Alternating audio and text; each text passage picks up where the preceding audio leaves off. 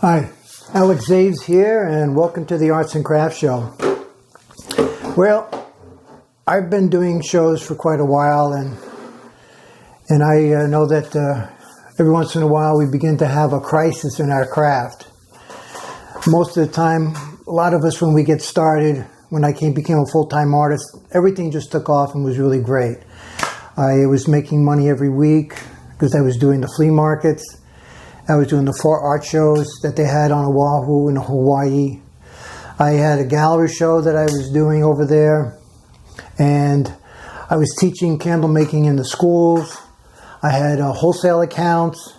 And I did private showings. And at Christmas time, I would go up to the other side of the island and show my candles off at night. I would light them all up underneath the stars, underneath this tree at night. And even at 2 o'clock in the morning, people would drive by and they'd see all these candles all lit up, and it was great. I was making lots of money. So my first 3 or 4 years, things were going pretty good. It's when things started to go bad that I didn't recognize it. And I've had these kind of things go bad several times over the years that I've been doing arts and crafts shows. But it's the first time that you remember the most, because it's the one that you don't really recognize. You're in denial that your business is going downhill. I've talked to other artists also, and stories are similar, and how they fix their problem can be that, they'll double the amount of shows that they're doing, which is a lot more work and a lot less, art, actually hands-on artwork in your medium. Some people do change their medium. I've done that. And some people, they will move and go someplace else. And a lot of people, a lot more than you think, will just stop making their art, their craft. And they will end up going into retail sales or something of that nature. And it's very tempting, because it's frustrating that all of a sudden you're doing really well and all of a sudden everything just goes downhill from there. And you just think it's you. It's not always just you. It's just that your work needs to change. And that's the other thing about what you're doing. I mean, what I'm doing today and what I did 40 years ago, I would be like a different artist, a different person, because I wouldn't recognize the person who was doing it and my style back then. It's been a long time. But a lot of times you will find a crisis in your crafts within the first 5, 7 years, maybe 10 years. You're going to have to make some changes. And I've had to do that several times. But my very first experience was when I was living in Hawaii. And the candle market there was really excellent. I was doing something special that wasn't being done over there. I was making sand candles. I was doing the art shows. There were 7 of us doing the art shows. The candle making was really good. But what I didn't recognize back then is that things began to change. After you've been selling for 4 years, things started to go downhill. Hawaii is a limited market. There's only was about 1 million people, and that's on all the islands together. The tourist market, well, I sold my work through wholesale places, and that's where my work went to the tourists. But they started, spending less for whatever reason. I don't know what it is, what the problem was back then. Maybe the tourist season became slower back then for whatever. But there was also another major move in the market, and that was the Hare Krishnas saw how great the candle making business was, and they went into the candle making business, and they just flocked out to all parts of the island, and they were set up in Waikiki, and they were making these candles, these very nice candles, and they could do it very fast, and there was a group of them. And they would just carve it out really quickly. They hand it over to the next person. They would do something, hand it over to the next person. They would spray, hand it over to the next person. And they were selling the wax. What I saw was wax very cheaply, okay? I mean, it was very nice work, but they could knock it out in 10 or 15 minutes. The tourists were fascinated because it was done right in front of their face, right in front of their eyes. They were making these carved candles. Started off with a star base. Dip it several times in different colors. They'd carve it out, and it would cool, and they would sell it. And not only that, would they sell it at such an incredibly cheap price for the price of what wax was. I couldn't compete. I couldn't work for $2 an hour, what it seemed like to me that they were making, but they were working as a group. So the Hare Krishnas started to corner the handmade candle business, and all the candle makers dropped out except for two of us. And one of them, he was there before me, and he's probably still there now, I hope. Though he was older than me, so I really don't know for sure. I know he was still making candles 20 years ago when I already moved on.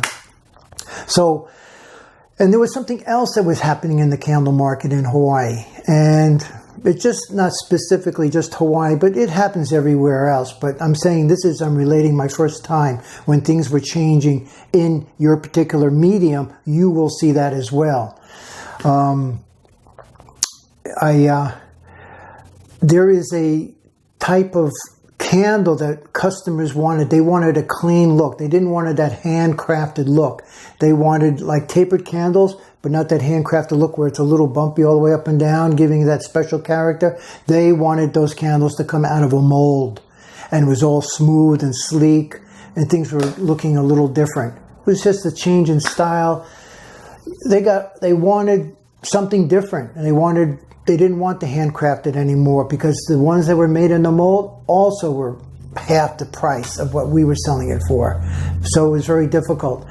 I was doing handcrafted work, and I was working more in sculptures, and I was still working with sand, and I was expanding my style, but I was losing market. I mean, I no longer showed how to make candles in the school.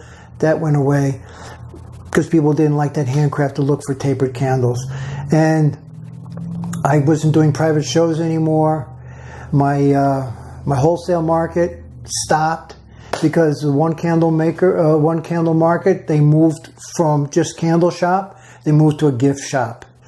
And they were selling the candles from the Hare Krishnas, and even came with a box, small enough, customers could fit it into their suitcase, not a problem. Whereas my work was big and round and carved sculptures that you could hang outside in windy weather. So, yeah, things have changed. But I learned to adapt. And rather than go work for somebody else, and when I saw everything going downhill, I was slow to change. And that's where the denial came in. I'm not so much like that anymore. I don't take it personally when people don't want to buy my work anymore. But I do make the changes necessary because people want something different. And it's very important you watch and you talk to your customers. What are they looking for? What do they want in their home? Designs change, the way the look of the house looks, it becomes modernized, and they want that eclectic look. And so things change. And I realized what I had to do is I had to move. And I picked up everything that I had and I moved to California. And when I started doing shows there, it started to be good again, just like it was in Hawaii 5 years earlier. And I was doing well. And that is when I realized some things you just need to change your location for your show.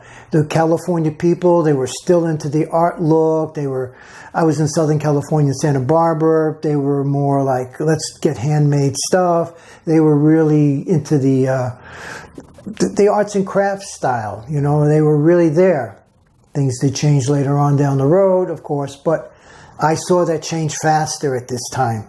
And I mentioned that in one of my other videos of how I ended up here in Minnesota, which is where I am now, because I had to make certain changes in my life to keep my business going, because I really like to do my work. So I've had the ups and the downs, and I'm just saying to you that if you have that in your life, not to worry, accept that you will have some problems, and that all you need to do is make some changes. And you can't go around these problems, especially in the beginning. You'll learn that you have to go through it. And when you break through the other side, life and your craft and your art, your medium will blossom again. It's an amazing thing. So don't worry about it. Get through it, accept it, make some changes, do some different shows, and do some different styles. Do your homework, study about what you're doing, and expand what you're working on. Look at what's going on in the different stores. I mean, back then we didn't have internet, we didn't have Etsy, we didn't have any of that kind of social media help. We actually had to get out there and look. But that's still important today, to go out to the different shows and see how people are expanding their art and their craft in your medium. So see what the new look looks like, and see what the customers are gravitating towards, because that's very important. Talk to your customers, see what they want, and get them to inspire you even more. And it's an accumulation of different things that will make you keep your business alive. So I'm just going to go ahead and show you one more thing here in the arts and crafts world, and this one is from Madagascar, which I just came from there. And this is a woodworking piece, and I just came from Madagascar if you're interested, because I'm doing shows up here in Minnesota, and I've got another video about that and how I got here. And so that's pretty much today's report. Thank you very much. Bye.